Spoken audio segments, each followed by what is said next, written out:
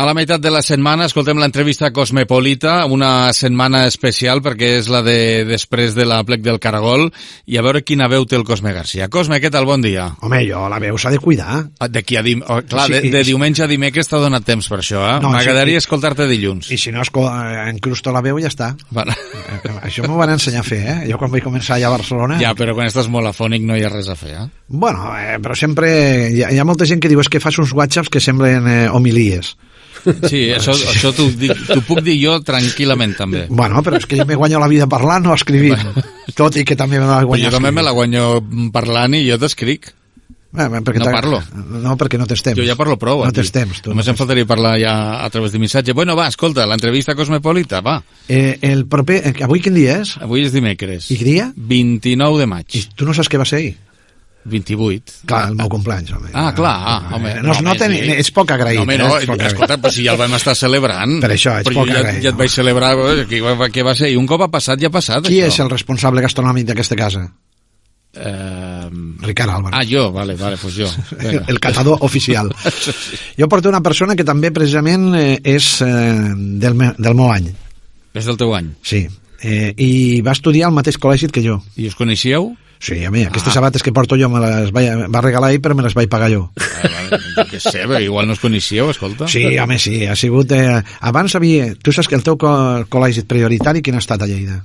El meu? Sí, dels teus fills, teu. El meu era Sant Jordi, jo vaig anar a Sant Jordi. Sant Jordi de l'època de Sant Jordi. Ja era gent de pela. No, home. Perdona, jo he anat a Marista de Pobres. Quin era? Maristes del Sagrado Corazón de Jesús, Beato Marcelino, actualment santo... Tot aquest nom tenia? Sí, Beato Marcelino Champañá era llavors, vale. Rogat per nosotros. Porto a l'Antoni Gelong, d'una família ben coneguda de Lleida, i, bueno, per moltes coses, no? Saps aquestes xapes que hi ha, que baixen a baix, els cables i tot això? Fundiciones Gelong. Ah, sí. Son pare. Ah. Sí. I el seu tio, saps qui era? Qui era? El jefe de Radio Lleida. Ah. I de Artis. Aquella impremta que imprimien tot aquí a Lleida. Els cartells de festa major es feien allà. Sí. I per això avui em feia il·lusió de portar-ho, perquè a més va estar el pregoner del nostre plec del Caragol. Benvingut, Antoni. Moltes gràcies, molt content d'estar aquí. Bueno, quins records, no?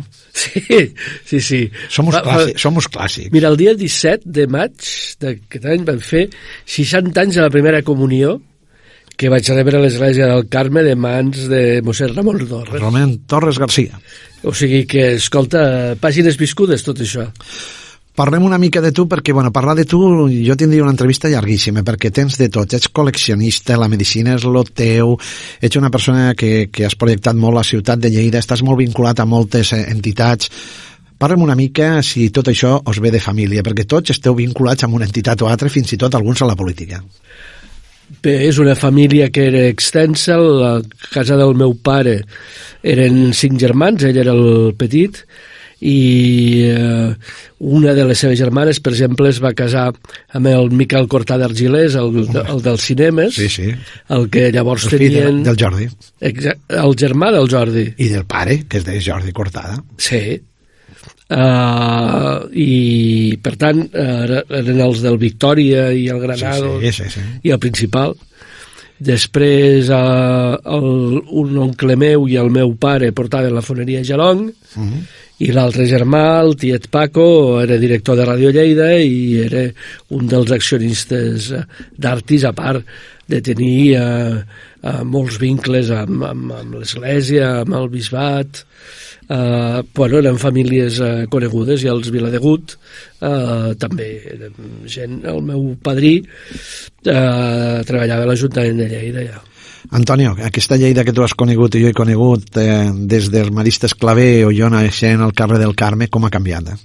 Home, mira, jo he viscut 47 anys fora d'aquesta Lleida, i jo vaig anar l'any 74 a estudiar a Barcelona, i he tornat a viure a Lleida el 2021, o sigui que he estat tots aquests 47 anys fora, i evidentment quan tornes això és una altra ciutat, tot i que els topants continuen sent els de sempre. Bueno, però aquests 30 famílies, los Vilaltella, los Correàs, tot això ja no és el mateix. No és el mateix, però no és el mateix el lloc que en 50 anys tot ha canviat molt. Lleida, quan van arribar els meus pares al 52, de l'Aragó, de Sarinyena, dels Monegres, era una ciutat grisa, fosca, amb rates com a conills. Això ha canviat. Això ha canviat afortunadament, perquè si continuéssim igual seria lamentable, però ha canviat en molts sentits. Ja, clar, després de la guerra aquí vivien 32.000 persones. Quan jo me'n devia anar l'any 74 en deven ser com a molt 60.000 i ara són més de 140.000. Hi ha barris sencers que llavors o començaven o no existien.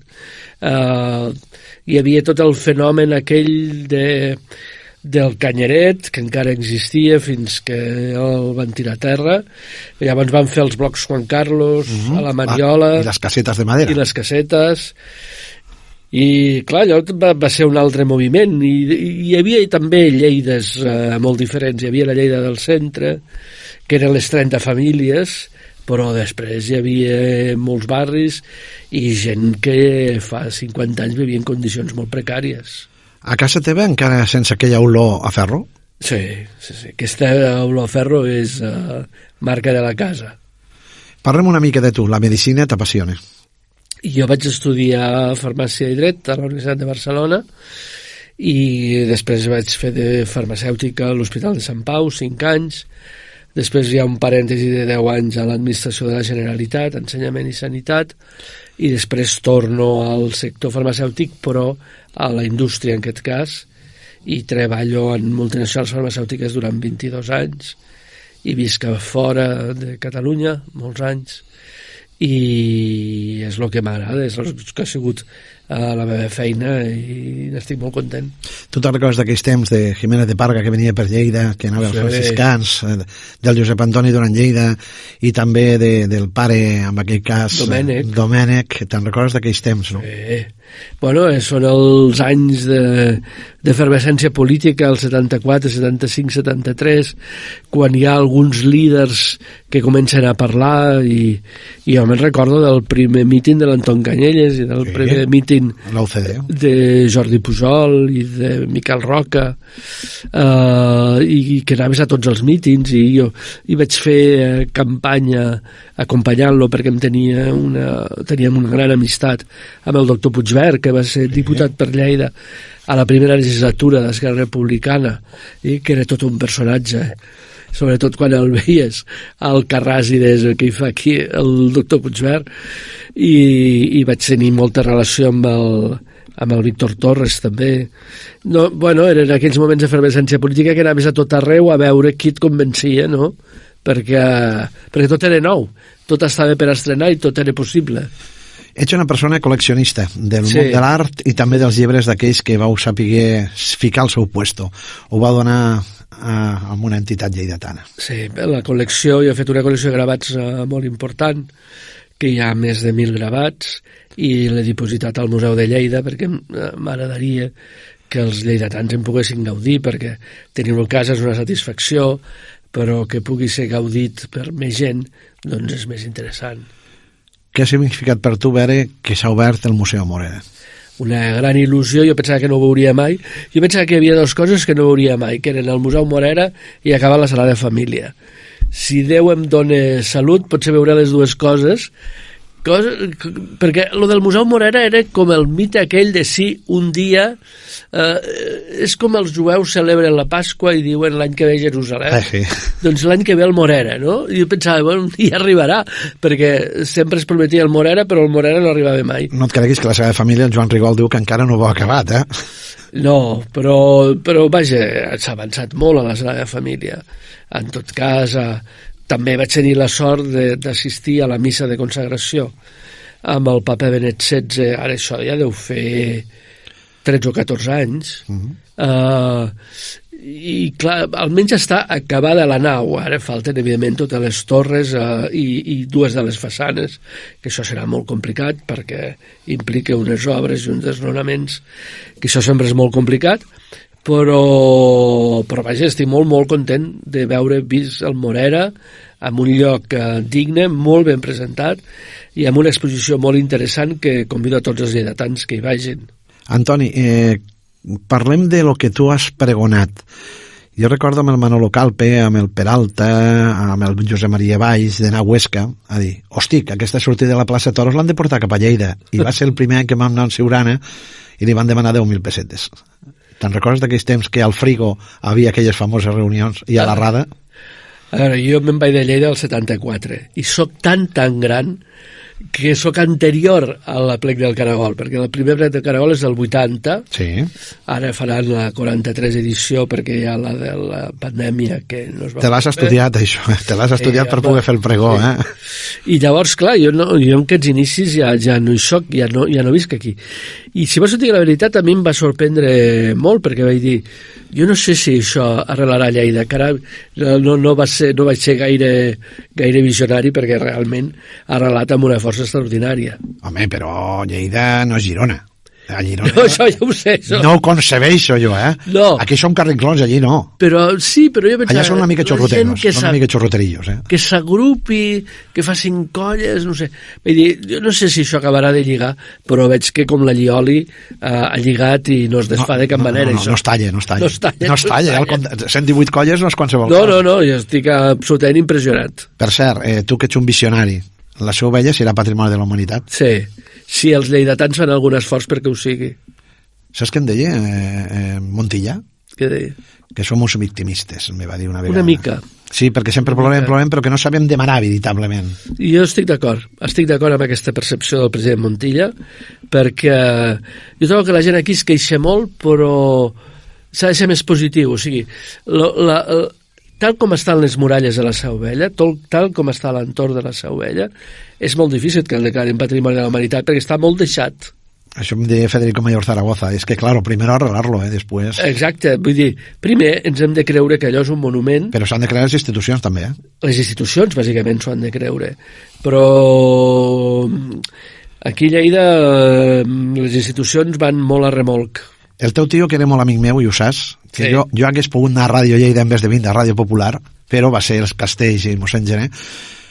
Digue'm a tu que t'ha agradat, i a la teva família li s'ha agradat molt les tradicions, quan són ara, Ricard riurà, el número de gegants del grup escultòric de l'Ajuntament de Lleida, aquells que surten al carrer, que tu veus per la festa major com vens. Són 12 gegants i 2 gegantons.